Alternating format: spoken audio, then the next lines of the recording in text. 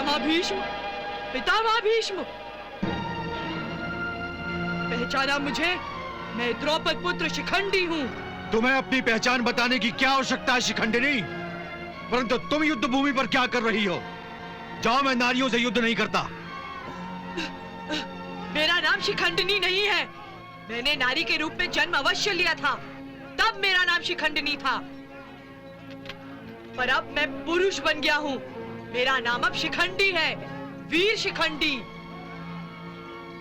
पहले के जन्म में आपने न केवल मेरा दिल तोड़ा था, बल्कि मेरा जीवन भी नष्ट कर दिया था। याद है ना आपको कि मैं कुंवारी अंबा के रूप में जन्मा था? और मेरे उसी जन्म को नष्ट करने का बदला लेने के लिए मैंने फिर जन्म लिया है, और इस बार आपको मुझसे युद्ध करना होगा। मैं केवल पुरुषों से युद्ध करता हूँ, किसी निर्बल स्त्री पर हाथ नहीं उठाता। मैंने कहा ना, जाओ यहाँ से। मुझे निर्बल स्त्री समझकर आप भूल कर रहे हैं पितामह। इन हाथों में अब चूड़ियां नहीं हैं, लोहे के भारी शस्त्र उठाते हैं मेरे ये हाथ। मुझसे दो दो हाथ लड़कर देख लीजिए, आपका भ्रम टूट जाएगा और आपको पता चल जाएगा कि मैं नर हूँ या नारी। तो तुम ऐसे नहीं मानोगी।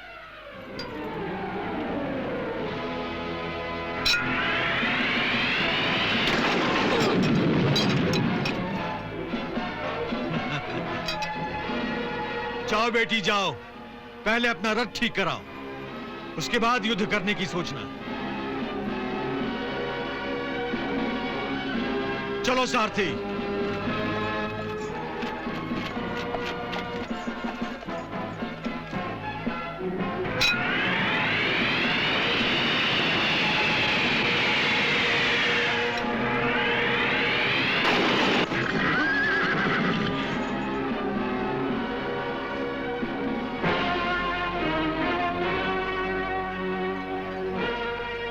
युवराज उत्तर, तो तुम हो जो मेरे बाणों की तूफान के सामने पहाड़ बनकर खड़े होना चाहते हो? जी हाँ, मैं विराट नरेश का पुत्र उत्तर तुम्हारे बाणों के विनाशक तूफान को प्रतिबंधित करने आया हूँ। नादान बच्चे, तुझे इतना भी नहीं मालूम कि तूफान अपने सामने आने वाले बड़े बड़े पेड़ों और चट्टानों को भी एक तिनके की तरह हवा में उड़ाकर फेंक देता है। मुझे तिनका समझने की भूल न करो महाराज शल्य। युद्ध भूमि में योद्धा की आयु नहीं, उसका साहस, उसकी वीरता देखी जाती है। मैं तुम्हें युद्ध के लिए निमंत्रित करता हूँ। मुझसे युद्ध करो, युद्ध। होश में आओ युवराज उत्तर, तुम मुझे नहीं अपनी मृत्यु को निमंत्रण दे रहे हो। इसका निर्णय तो युद्ध के बाद ही होगा। ठीक है, जब तुमने अपने जीवन की रेखा स्वयं अपने हाथों से काट दी है, तो मैं क्या कर सकता हूं? सावधान!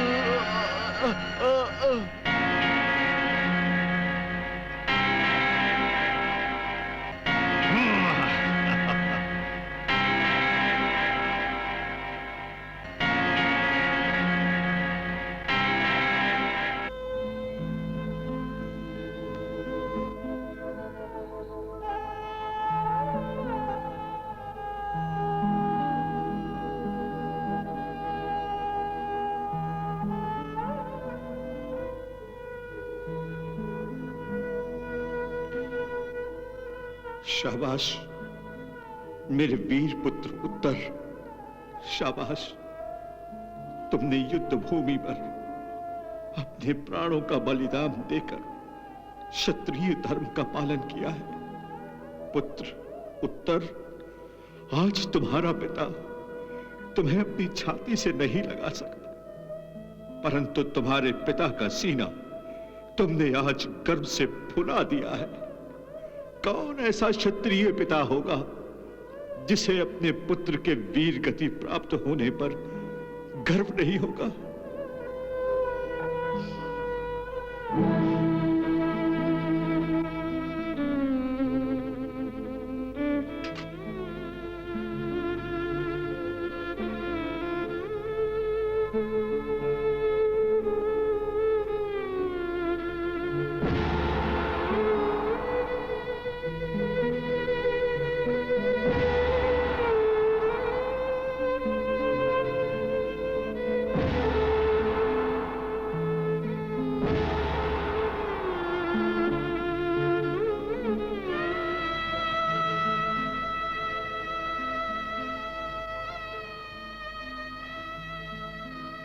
प्रणाम विराट नरेश।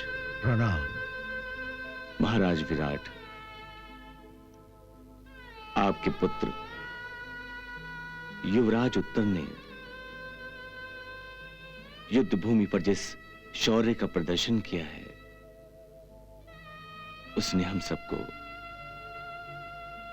शत्रु के विरुद्ध निर्भय होकर लड़ने का नया साहस दिया है। हमें ऐसे योद्धा को खो देने का खेद है, परंतु आपका दुख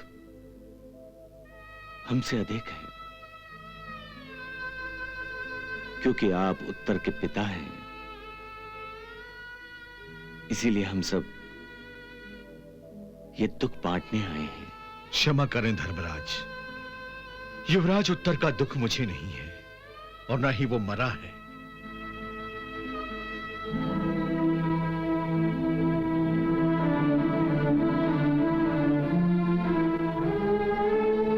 उत्तर ने तो एक सच्चे क्षत्रिय की भांति युद्ध भूमि पर अपने प्राणों की आहुति दी है।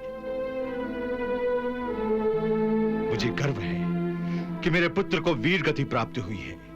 मेरा पुत्र अमर हो गया है।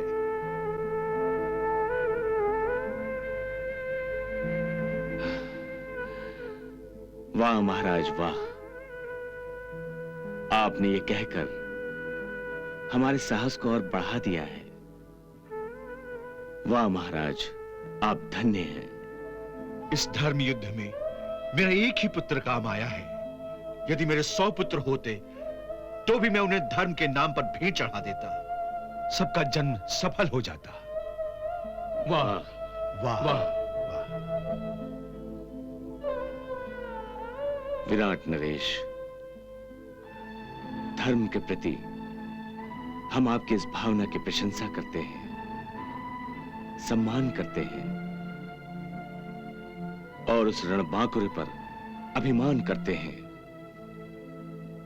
जिसने रणभूमि पर शत्रुओं के विरुद्ध लड़ते हुए अपने प्राणों की आहुति दे दी। युद्ध भूमि पर मृत्यु से लोहा लेना हम क्षत्रियों की गुट्टी में पड़ा है। युद्ध भूमि पर अपने प्राणों का बलिदान करने और वीर गति प्राप्त करने को हम सब क्षत्रिय योद्धा अपना सौभाग्य समझते हैं।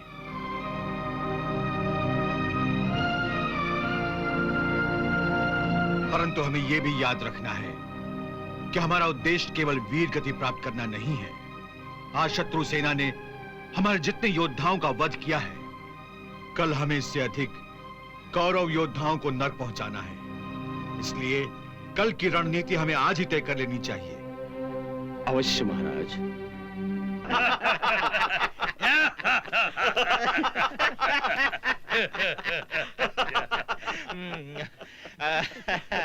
भांजे, हमने तो पहले ही दिन युद्ध में पांडवों को पराजय का मजा चखा दिया। मामा श्री, हाँ? युद्ध भूमि पर हताश पांडवों को देखकर यूं लग रहा था जैसे पांडव वन से लौटकर युद्ध करना ही भूल गए। कोई भी पांडव नियमित ढंग से हथियार नहीं उठा रहा था। ये बात पांडव भीमसेन के बारे में उचित नहीं है दुशासन। अरे मामा श्री, हाँ? अब भी वो शेर की भांति चिंघाड़ता है। हमारे सैनिकों के पित्ते पानी पानी होने लगते हैं। जयद्रथ, शत्रु की प्रशंसा करके क्यों मदिरा के नशे में कड़वाहट का रस घोल रहे हो? भीम के शौर्य का बखान करने के बदले पांडवों की कायरता की बात कीजिए, कायरता की। मदिरा की कड़वाहट तो अपने आप मिठास में बदल जाएगी। नहीं दुशासन, नहीं। शत्रु को कायर और बुज़दिल समझना अपने आप से धोखा देने के बराबर है। और फिर पहले दिन की विजय पर इतना खुश होना भी उचित नहीं है। यदि आज मैं युद्ध में भाग लेता तो मैं ये जानने का प्रयास करता कि आखिर पांडवों की इतनी सहज हार का कारण क्या है। हमने आज के युद्ध में ये प्रमाण दिया है कि हम कौरव ही रण क्षेत्र में युद्ध करने और राजगद्दी की शोभा बढ़ाने के लायक हैं, पांडव नहीं। हाँ? आज के पांडवों की हार का मुख्य कारण हम कौरव ही हैं। भांजे, ये बात पूर्ण सत्य नहीं है। मामा श्री, आप कहना क्या चाहते हैं? भांजे, ये सत्य नहीं है कि पांडवों की हार का कारण हम कौरव हैं। तो फिर क्या कारण है? मदिरा के नशे में झूठ बोलना पाप होता है। यदि तुम सच बोलने की आज्ञा दो तो कहूं। आप भी कमाल करते हैं मामा श्री। भला सच कहने के लिए भी आज्ञा की आवश्यकता होती है। ये पहली दफा सच बोल रहे हैं भ्राता श्री। यदि तुम सच नहीं सुनना चाहते हो तो नहीं कहता। नहीं मामा श्री, नहीं।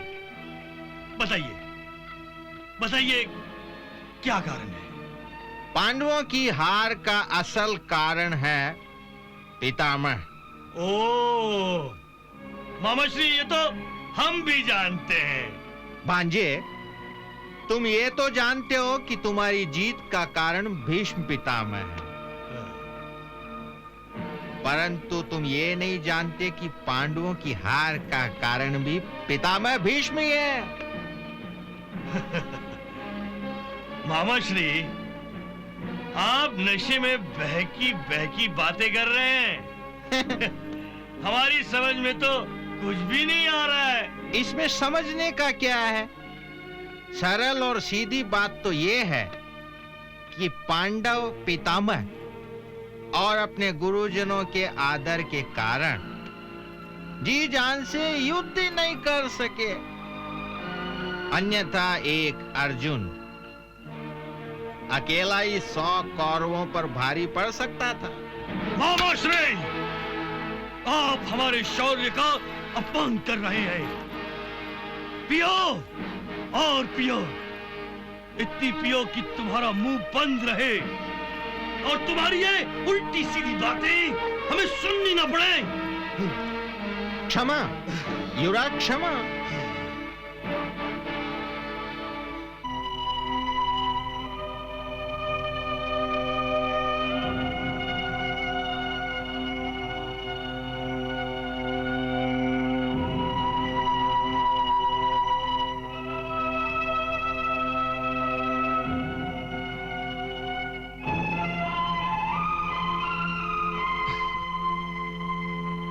युद्ध में वीर योद्धा अपने शत्रुओं के सर झुकाते हैं। जिनके सर नहीं झुकते उन्हें धड़ से अलग कर देते हैं।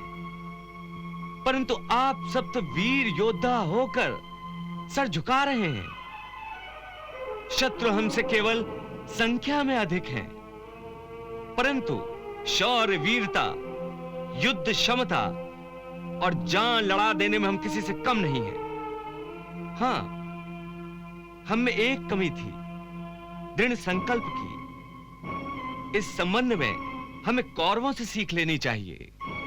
मामाश्री, एक दिन के युद्ध में संजोग से कौरव हम पर भारी पड़ गए, तो क्या हमें उन अधर्मियों से युद्ध का पाठ पढ़ना होगा?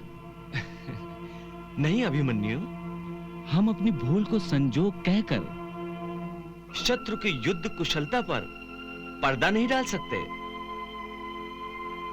ये तो आप सभी जानते हैं कि आज के युद्ध में भीष्म पितामह ने बढ़ बढ़कर आक्रमण किया था और उन्होंने प्रतिदिन हमारे 10,000 सैनिकों की हत्या करने का जो प्रण लिया था, उससे कहीं अधिक सैनिकों की हत्या की। आपने ठीक कहा द्वारिकाधीश। आज के युद्ध में शत्रु पक्ष से भीष्म ने अपने शौर्य और पराक्रम से हमारी रणनीति और वीर रचना की तो मानो धज्जियां उड़ा दी हैं। हे द्वारिकाधीश, आज के इस युद्ध में हमारे द्वारा रचे व्यूह की सफलता के लिए हमें खेद है। पांडवों का सेनापति होने के नाते आज की इस विनाश का कारण मैं अपने आप को समझता हूं। नहीं धृष्टद्युम्न, आज के युद्ध की असफलता का उत्तरदायी मैं तुम्हें नहीं मानता। तुमने अपने सेनापति के उत्तरदायित्व का पालन बड़ी कुशलता से किया है। फिर हमारी असफलता का क्या कारण हो सकता है बड़े भैया? मैंने तो अपनी गदा के प्रहार से कौरवों को छठी का दूध याद दिलाया है। प्रिय भीम, एक तुम ही तो हो जिसने आज के युद्ध को युद्ध समझकर लड़ा है।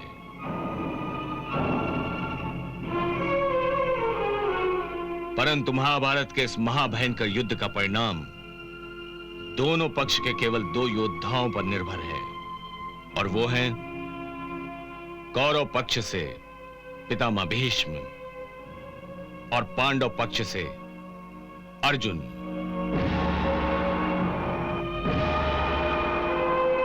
पितामह को तो अपना कर्तव्य भली भांति याद है, जिसका प्रदर्शन उन्होंने आज के युद्ध में किया भी। परंतु हमारे पक्ष का योद्धा अपना कर्तव्य भूल गया। उसे तो यह भी याद नहीं रहा कि वो संपूर्ण जगत का सर्वश्रेष्ठ धनुर्धर है, जिसके गांडी से निकले बाण की गति से वायु भी स्पर्धा नहीं कर सकती। हमारी सेना पितामह के बाणों की वर्षा से कीड़े मकोड़ों की तरह मारी जा रही थी, परंतु अर्जुन ये जानते हुए भी कि पितामह के बाणों की बाढ़ को बांध बनकर केवल वही रोक सकता है, फिर भी उसके हाथ पितामह के आगे अपना गांडीव उठाते हुए कांप रहे थे। जिस राजा की सेना में ऐसा हतबल योद्धा हो, वो राजा युद्ध कैसे कर सकता है? भ्राताश्री, मेरे प्रति आपका ये क्रोध उचित है। सचमुच मैंने भूल की है। कौरवों के विरुद्ध मैं जी जान से युद्ध नहीं कर सका। परंतु मेरा विश्वास कीजिए, ये भूल मैंने जानबूझकर नहीं की। पितामह के आदर के कारण मैं संकोच करता रहा।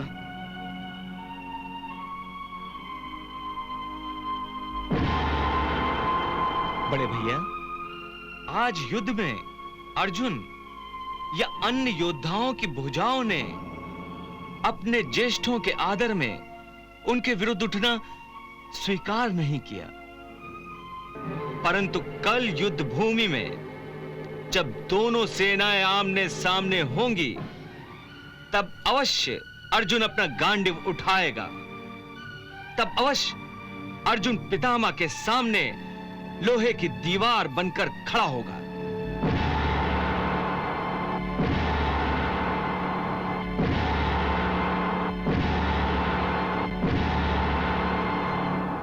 हे कृष्ण, एक अर्जुन ही नहीं, हम सबको यह बताना होगा कि हम युद्ध भूमि पर अपने शस्त्रों का अपमान करने नहीं आए हैं। आज के युद्ध की हार का प्रतिकार कल हमें उनसे लेना होगा। कल हम उन्हें दिखा देंगे कि हम भी क्षत्रिय हैं। युद्ध करना हमारी घुट्टी में पड़ा है। जब तक हमारे शरीर में जान है, जब तक हमारी धमनियों में रक्त का प्रवाह है, हम युद्ध करते रहेंगे और यह प्रमाणित कर देंगे कि हमारा जीवन तलवारों की चमक और रक्त की वर्षा में बीता है। प्रतिज्ञा कीजिए कि हम सब कल पितामह भीष्म के आज के संहार का भीषण उत्तर देंगे। हम प्रतिज्ञा करते हैं, हम प्रतिज्ञा करते हैं, हम प्रतिज्ञा करते हैं, हम प्रतिज्ञा करते हैं।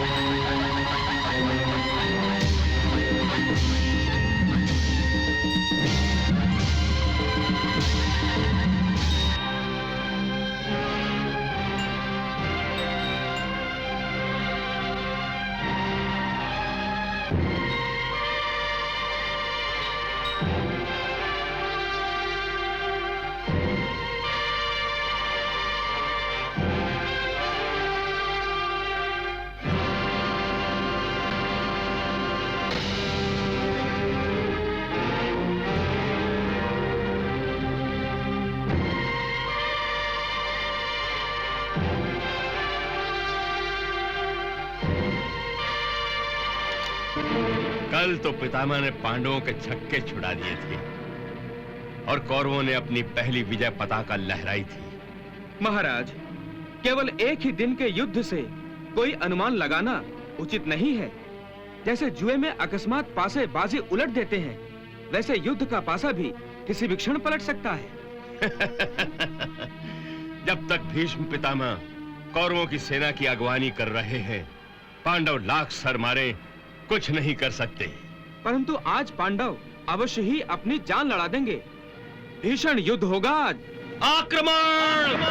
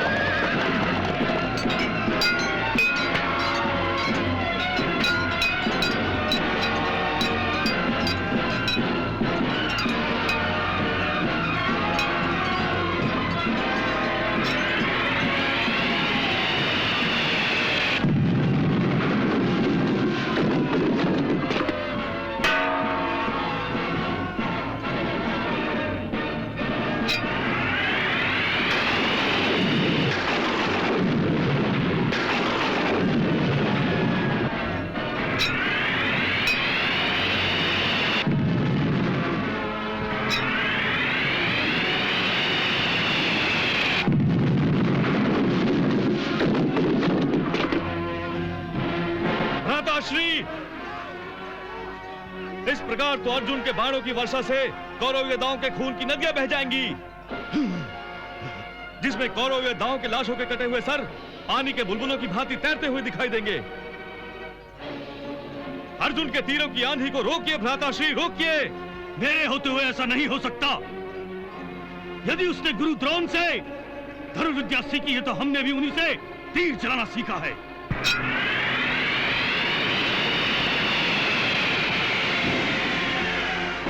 हे अर्जुन, रुक जाओ।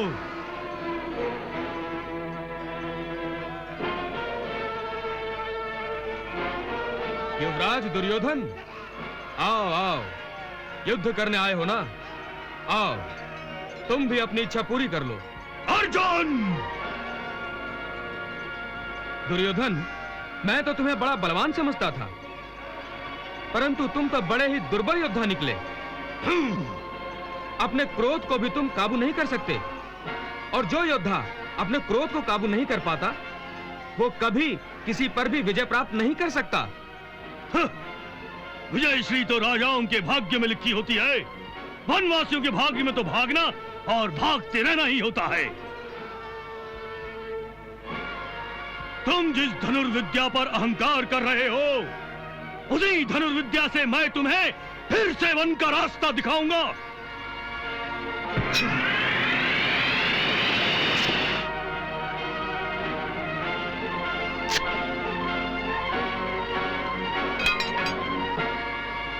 हे दुर्योधन, ललकारे बिना ही तुमने पार्थ सारथी पर बाण छोड़ दिया।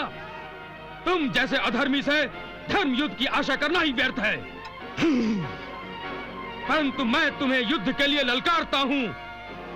सावधान!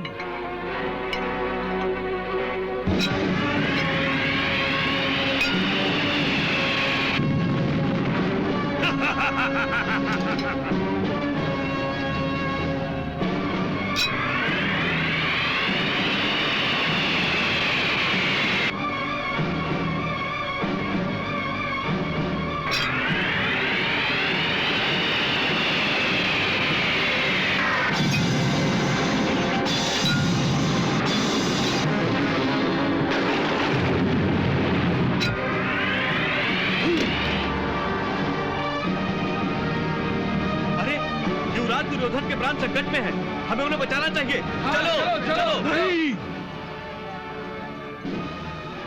हमारे बीच में कोई नहीं आए।